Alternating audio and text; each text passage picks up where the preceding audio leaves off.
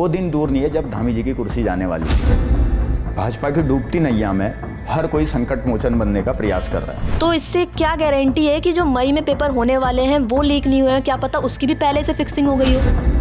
देहरादून की सड़कों पे कम से कम 10,000 से ज़्यादा युवा था दिन में, और कल रात को भी लगभग 500 से ज़्यादा युवा था जो वहीं सोया रहा। तो उनसे ये कह दिया गया कि आप बेरोजगार संघ के सदस्य हैं, इसलिए आपको मुख्यमंत्री जी से नहीं मिलने दिया जाएगा। जो कह रहा है कि नकल हुई है, जो कह रहा है कि पेपर बंटने से पहले ही सील टूटी हुई थी पेपर की, तो उन लोगों पर पहले कार्रवाई हो जा रही है। पर मुख्यमंत्री जी को पता है कि वो भ्रष्ट हैं, अगर वो मिलेंगे तो हो सकता है कि पोल पट्टी खोल दें, सीबीआई जांच नहीं कराई गई, जिसका परिणाम हम सब लोगों के सामने है। उनका ऐसा बयान साफ तौर पर यह बता रहा था कि कहीं न कहीं ऊपर से उनको प्रेशर था कि आज नहीं तो कल धामी जी की कुर्सी पर खतरा है।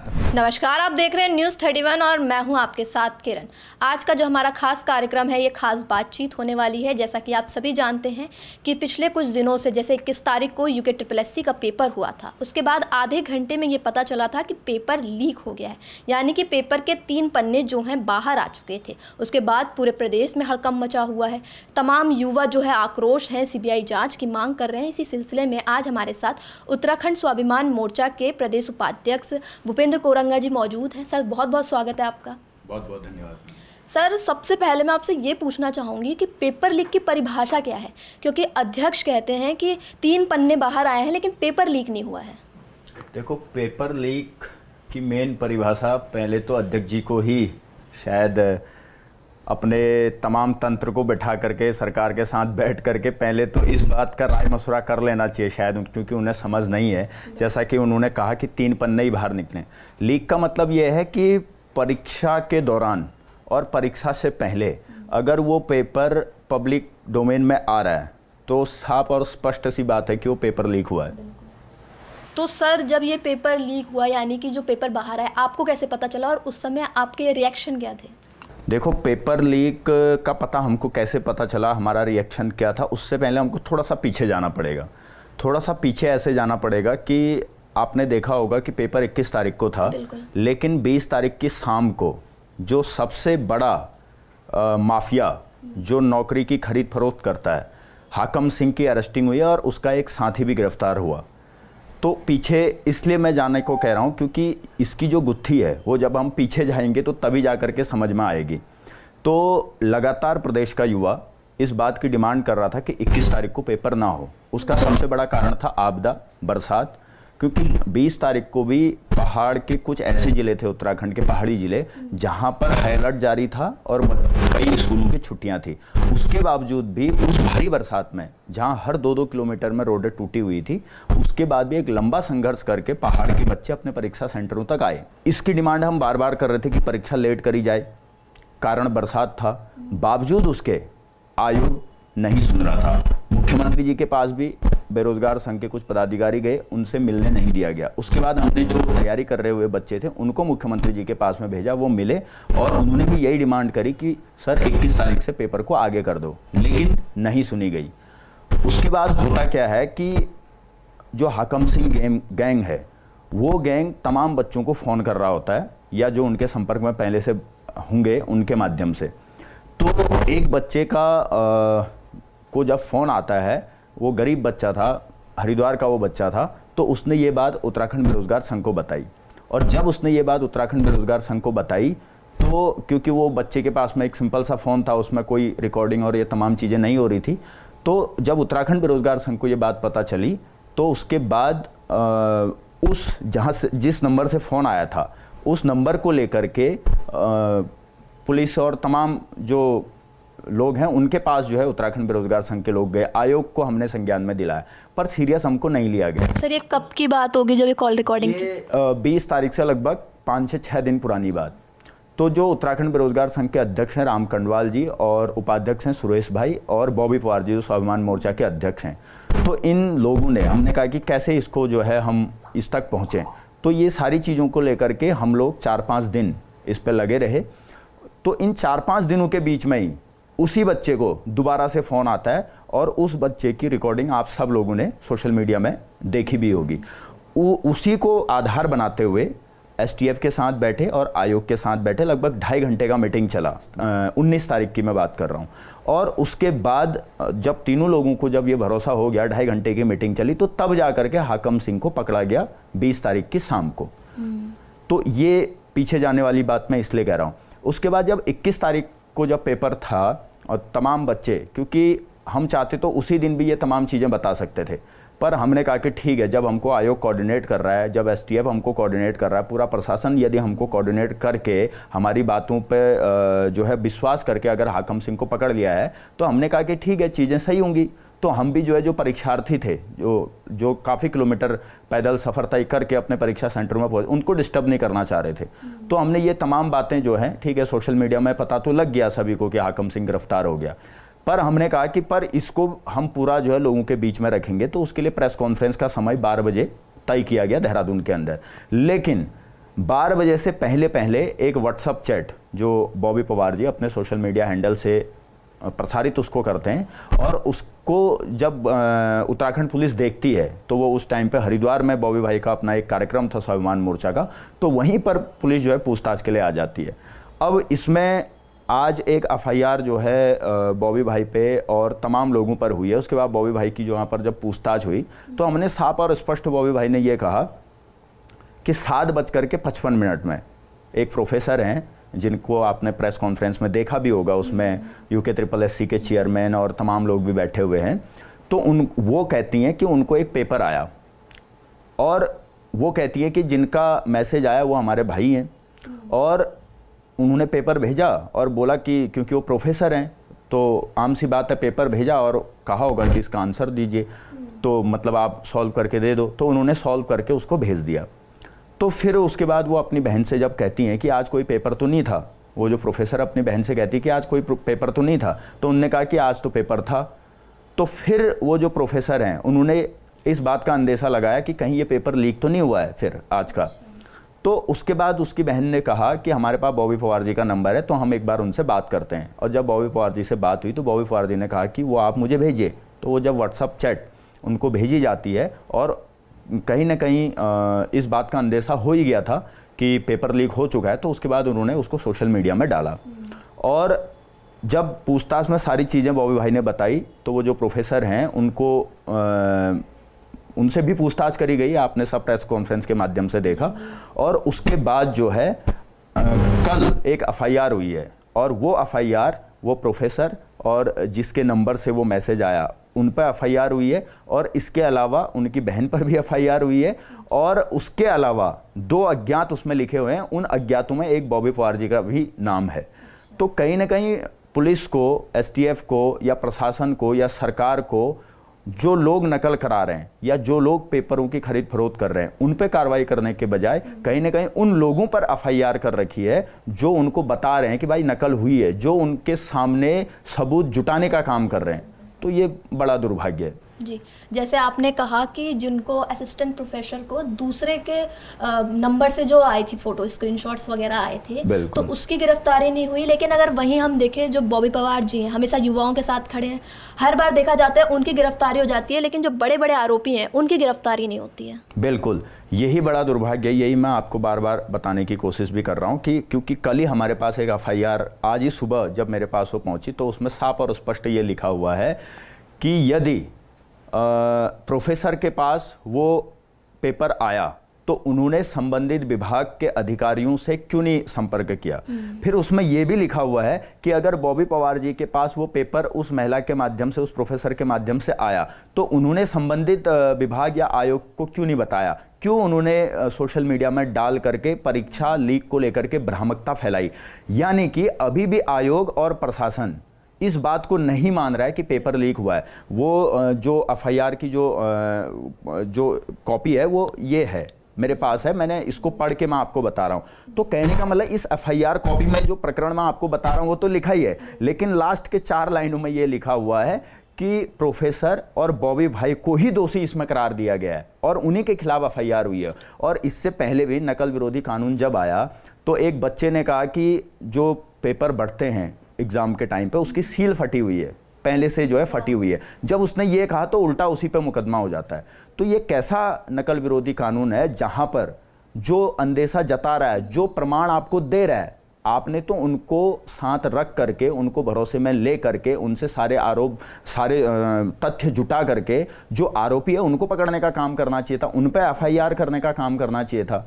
तो कहीं ना कहीं ठीक उसका उल्टा हो रहा है। सर ये तो वही बात हो गई, जो सच सामने ला रहा है उसको चुप करा दिया जा रहा है। बिल्कुल, और ये इसलिए करा जा रहा है क्योंकि कल देहरादून की सड़कों पे कम से कम 10,000 से ज्यादा युवा था दिन में, और कल रात को भी लगभग 500 से ज्यादा युवा था जो वहीं सोया रहा।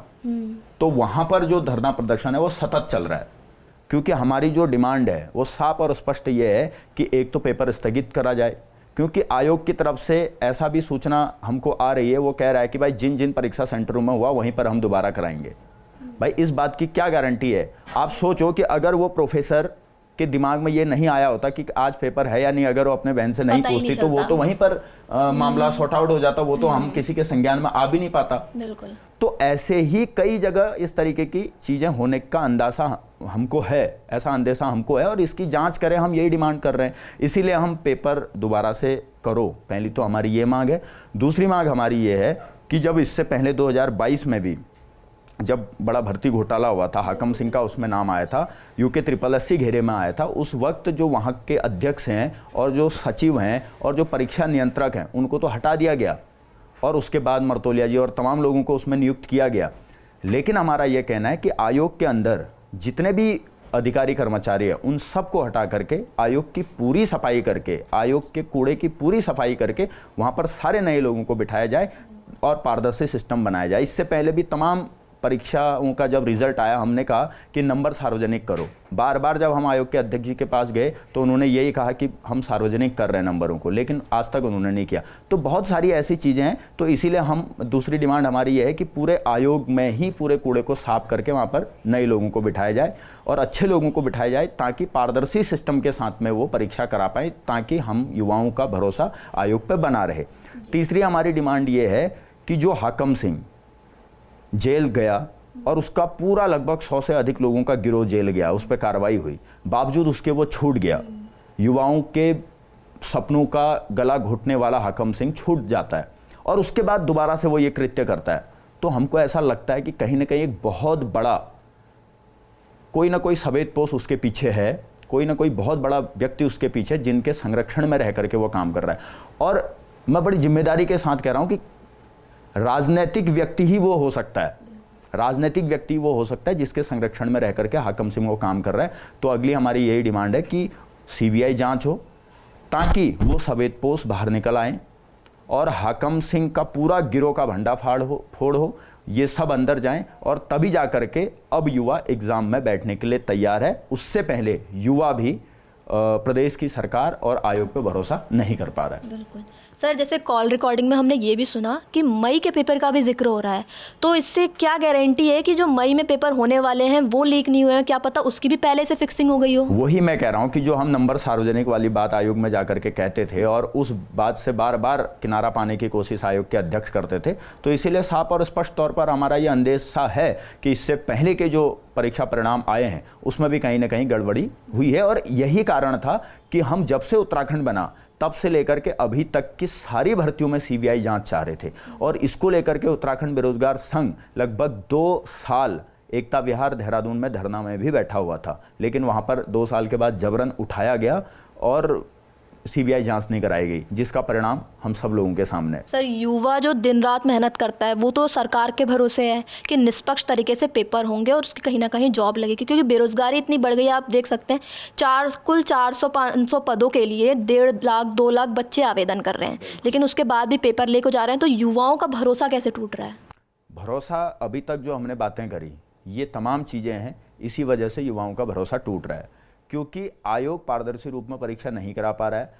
सरकार नकल विरोधी कानून तो ला गई, लेकिन वो ऐसा लचीला नकल विरोधी कानून ला गई जिसमें जो कह रहा है कि नकल हुई है, जो कह रहा है कि पेपर बंटने से पहले ही सील टूटी हुई थी पेपर की, तो उन लोगों पर पहले कार्रवाई हो जा रही है। तो कहीं ना कहीं ये तमाम चीज़ें हैं जिस वजह से युवा आज भरोसा नहीं कर पा रहा है। और अब तो जैसे तमाम जिलों से फ़ोन आ रहे हैं, कुमाऊं के, क्योंकि मैं कुमाऊं संयोजक रहा हूँ इससे पहले बेरोजगार संघ के, तो तमाम जगहों से फ़ोन आ रहे हैं, वो यही कह रहे हैं कि जो डिमांडें अभी मैंने आपको बताई, जब तक ये नहीं होती है तब तक बच्चे परीक्षा देने के मूड में नहीं है और जगह जगह पे बड़े बड़े आक्रोश प्रदर्शन हो रहे हैं। कल हल्द्वानी से हमने इसकी शुरुआत करी, आज चंपावत धामी जी के गृह क्षेत्र में बहुत बड़ा आक्रोश रैली वहाँ के युवा कर रहे हैं, कल अल्मोड़ा के अंदर और पिथौरागढ़ के अंदर हो रहा है, 16 तारीख को बागेश्वर के अंदर हो रहा है।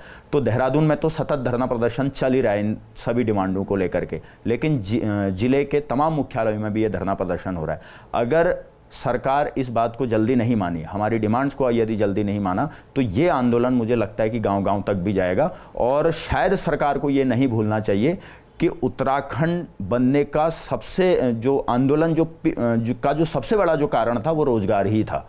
और दोबारा से आज उत्तराखंड बनने के 25 साल बाद भी अगर हम रोजगार के सवाल पर ही लड़ रहे हैं तो कहीं ना कहीं मुझे ऐसा लगता है कि जिस तरीके से उत्तराखंड आंदोलन ने एक बहुत बड़ा रूप ले लिया था और जितनी भी सरकारें उस वक्त थी उन सभी सरकारों के खिलाफ एक बड़ा आक्रोश उत्तराखंड के लोगों के अंदर था, तो मुझे ऐसा लगता है कि ये दोबारा से ऐसा कुछ होने वाला है। सर, जैसे आप पहले उत्तराखंड बेरोजगार संघ के सदस्य भी थे, तो आपने वो क्यों छोड़ा? देखो, उत्तराखंड बेरोजगार संघ में जब मैं था लगभग 2.5 साल हम लोग वहाँ पर रहे और उत्तराखंड बेरोजगार संघ का मैं जब कुमाऊं संयोजक था तो कोई भी प्रोटेस्ट होता था, चाहे गैरसैंण के अंदर होता था, देहरादून के अंदर होता था, कई बच्चों के फ़ोन आते थे, वो भी उसमें शामिल होने की बात कहते थे। पर मैं उन बच्चों से यही कहता था कि आप बड़े गरीब घर के बच्चे हैं और आपके माँ बाप खून पसीने की कमाई से आपके लिए फ़ीस भेजते हैं। अगर आप प्रोटेस्ट करने के लिए देहरादून आओगे तो कहीं ना कहीं बहुत बड़ा खर्चा आपका हो जाएगा। मैं उनका प्रतिनिधित्व करने के लिए, मैं तमाम कुमाऊं के सभी जिलों के युवाओं का प्रतिनिधित्व करने के लिए वहां जाता था। एक बार मेरा पैर फ्रैक्चर भी हुआ, 17 घंटे मैं टंकी पे भी चढ़ा रहा, तमाम मुकदमे भी लगे, बावजूद उसके हम लोगों ने एक बड़ा संघर्ष युवाओं के लिए किया। अब जहाँ तक आपका सवाल है कि हमने उत्तराखंड बेरोजगार संघ क्यों छोड़ा, उत्तराखंड बेरोजगार संघ उत्तराखंड के बेरोजगार युवाओं की लड़ाई लड़ने का एक प्लेटफॉर्म है। और जब बॉबी पवार जी ने चुनाव लड़ा सांसद का युवाओं के आह्वान पर, और जब हमने भी पंचायती चुनाव में प्रतिभाग किया और तमाम पॉलिटिकल एक्टिविटीज़ में हम लोग शामिल हुए, तो कहीं ना कहीं हमें भी ऐसा लगा कि उत्तराखंड बेरोजगार संघ को पॉलिटिकल ऑर्गेनाइजेशन होने से बचाना चाहिए, यानी कि पॉलिटिकली उत्तराखंड बेरोजगार संघ को नहीं चलाना चाहिए। तो इसीलिए बॉबी पवार जी ने भी इस्तीफा उत्तराखंड बेरोजगार संघ से दिया और राम कंडवाल जी वहाँ पर अध्यक्ष बने, और मैंने भी यहाँ से अभी 2 हफ्ते पहले ही मैंने इस्तीफा दिया और बहुत जल्दी यहाँ पर भी कुमाऊं संयोजक बनेगा। और फिर हमने, क्योंकि जिस तरीके से लगातार इतने सालों से हम लोग उत्तराखंड के बेरोजगार युवाओं की लड़ाई लड़ रहे हैं, तो हमको एक बात स्पष्ट ये पता लग गई है कि जब तक एक पॉलिटिकल परिवर्तन इस प्रदेश के अंदर नहीं होगा, तब तक हमारे इस प्रदेश का युवा हो, चाहे यहाँ की महिलाएं हों, चाहे यहाँ के बच्चे हों, या चाहे यहाँ पे सड़क, संचार, शिक्षा, स्वास्थ्य की अगर हम बात करें, मूल निवास भू कानून की अगर हम बात करें, जल जंगल जीवन बचाने की हम बात करें, प्रदेश की अस्मिता संस्कृति बचाने की यदि हम बात करें, तो हमें ऐसा लगता है कि पॉलिटिकली इसके लिए जाना पड़ेगा। तो इसीलिए हमने एक पॉलिटिकल ऑर्गेनाइजेशन कह सकते हैं उत्तराखंड स्वाभिमान मोर्चा को, उसका गठित हम तमाम उत्तराखंड प्रदेश के जो लोग ज्वलंत मुद्दों को लेकर के तमाम समय से लड़ाई लड़ रहे हैं, हम सब लोग एक प्लेटफॉर्म में आए, और यही कारण रहा कि हम लोगों ने उत्तराखंड बेरोजगार संघ से इस्तीफा दे करके उत्तराखंड स्वाभिमान मोर्चा में आए। पर आज भी उत्तराखंड बेरोजगार संघ उसी जोश, उसी उल्लास और उसी डेडिकेशन के साथ में उत्तराखंड प्रदेश के युवाओं की आवाज़ को बुलंद कर रहा है, जिसका परिणाम आपने हाल में ये देख भी रहे हैं। सर, ये तो रही बात आपकी। अब सरकार पे आते हैं। सरकार तो आपस में खुद ही लड़ते हुए दिखाई दे रही है, क्योंकि अभी थोड़ी देर पहले मैंने बीजेपी विधायक का एक बाइट सुनी, उसमें वो कहते हुए नज़र आ रहे हैं कि ये जो कृत्य हुआ है, पेपर बाहर आना, ये कहीं ना कहीं बीजेपी को बदनाम करने के लिए विपक्ष ने किया है। तो इस पर आप क्या कहेंगे? देखो, डूबती नैया पे, भाजपा की डूबती नैया में हर कोई संकट मोचन बनने का प्रयास कर रहा है। हर कोई अपनी अपनी तरफ से ऐसे ऐसे बयानबाजी करके हाईकमान को ये दिखाने का प्रयास कर रहा है कि हम भाजपा के पक्ष में बोल दें, इस निकम्मी सरकार के पक्ष में बोल दें, तो शायद हम हाईकमान की नज़रों में अच्छे बन जाएंगे। क्योंकि लगातार हम इस बात को कह रहे हैं कि आज नहीं तो कल धामी जी की कुर्सी पर खतरा है, और जिस तरीके से लगातार युवाओं के साथ कुठाराघात हो रहा है, जिस तरीके से इतने अपराध इस प्रदेश के अंदर बढ़ रहे हैं, तो कहीं ना कहीं इससे ऐसा लगता है कि वो दिन दूर नहीं है जब धामी जी की कुर्सी जाने वाली है। तो कहीं ना कहीं उस कुर्सी में खुद को बैठने की होड़ भी है, और दूसरा मैंने कहा कि डूबती नैया में जो है संकट मोचन बनने का भी हर कोई प्रयास कर रहा है, और इसीलिए इस प्रकार की बयानबाजी हो रही है। और खुद आयोग के अध्यक्ष जी, उनको मैं स्वयं पर्सनली जानता हूँ, क्योंकि वो हमारे क्षेत्र बागेश्वर से ही आते हैं, वो बड़े अच्छे इंटेलेक्चुअल व्यक्ति हैं। बावजूद उसके उनका ऐसा बयान साफ तौर पर यह बता रहा था कि कहीं ना कहीं ऊपर से उनको प्रेशर था। और मैं उनको इतना भी जानता हूं कि वो कभी भी बातें करने पे भरोसा नहीं रखते हैं, वो काम करने पे भरोसा रखते हैं। बावजूद उसके उनका जो बयान था, पहली बार इतना बेहुदा बयान मैंने सुनने को मिला। तो मुझे जब वो बयान दे रहे थे तो उनके चेहरे से ही मुझे लग रहा था कि कोई ना कोई बहुत बड़ा प्रेशर ऊपर से है, कि उस प्रेशर की वजह से उनसे ऐसा बयान दिलवाया गया। वरना आज तक जब भी हम आयोग गए तो बहुत सारी चीज़ों को लेकर के जब हम उनको सुझाव देते थे, तो हालांकि नंबर सार्वजनिक करने वाला सुझाव और परीक्षा रोस्टर निकालने वाला कई सुझाव उन्होंने नहीं भी माने, लेकिन जब भी हम उनसे जाते थे तो एक पॉजिटिव डिस्कशन हमारा होता था। बावजूद उसके इस तरीके की बातें कहना, तो कहीं ना कहीं लगता है कि प्रेशर था उनके ऊपर भी। सर, मेरा आखिरी सवाल यही रहेगा कि आपके नज़रिए में अगर जैसे ये पेपर लीक के मामले कम नहीं हो रहे, तो ऐसा क्या करना चाहिए जिससे इस पर रोक लग सके? क्या ऑनलाइन पेपर कराना इसका समाधान हो सकता है? देखो, ये भी एक समाधान हो सकता है, पर मैं यही कहना चाहूँगा कि लगातार हमारी ये डिमांड रही है कि आप लोग जब भी कोई परीक्षा कराते हैं तो उत्तराखंड बेरोजगार संघ, जो लगातार युवाओं की आवाज़ को उठा रहा है, बेरोजगार युवाओं की, और जितने भी जो सीनियर लोग हैं, उन सब से मिल करके बैठ करके तमाम चीज़ों को लेकर के हम सुझाव भी देते हैं। मतलब हमारा ये कहना है, क्योंकि उत्तराखंड प्रदेश की जो भौगोलिक जो स्थिति है और यहाँ पर जो आर्थिक स्थिति लोगों की है, ख़ास तौर पे जो बच्चे तैयारी करते हैं, इन तमाम चीज़ों को ध्यान में रखते हुए पेपर कराए जाए, पारदर्शी रूप में जो है पेपर कराए जाए, और इसको लेकर के कई सुझाव जो हम देते हैं, हमारी बातों को भी सीरियस लिया जाए। तो यही है, और भी बहुत सारे चीज़ें हैं। जब आयोग बैठे तो सही, सुने तो सही, या फिर उत्तराखंड की सरकार सुने तो सही।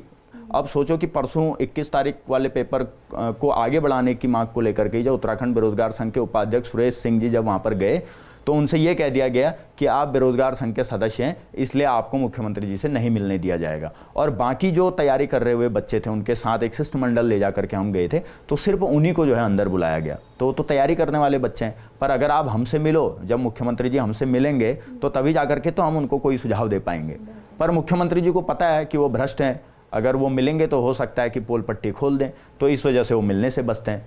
तो आपका जो सवाल था, तो उसका जवाब यही है कि जब बैठें, जब सरकार हमसे समन्वय बनाए, तभी हम उनको सुझाव दे पाएँ, और जब हम सुझाव देंगे तो निश्चित तौर पर अच्छे सुझाव देंगे और पारदर्शी रूप में वो परीक्षा करा पाएंगे। बिल्कुल, बहुत बहुत धन्यवाद सर। बहुत बहुत धन्यवाद। तो ये थी हमारी आज की खास बातचीत। आपने तमाम बातें सुनी कि कैसे UKSSC का पेपर जो है बार बार लीक हो जाता है, और इसमें अब किसका हाथ है, ये तो कार्रवाई करने वाली बात है, क्योंकि हाकम सिंह की भी गिरफ्तारी हुई थी, कहीं इसमें वो शामिल है या और भी बहुत बड़ा गिरोह है, ये तो अभी पता करने पे पता चलेगा जब सरकार इस पर स्ट्रिक्ट एक्शन लेगी। तो इस बातचीत में इतना ही। ऐसी तमाम बातचीत देखने के लिए देखते रहिए News 31। धन्यवाद।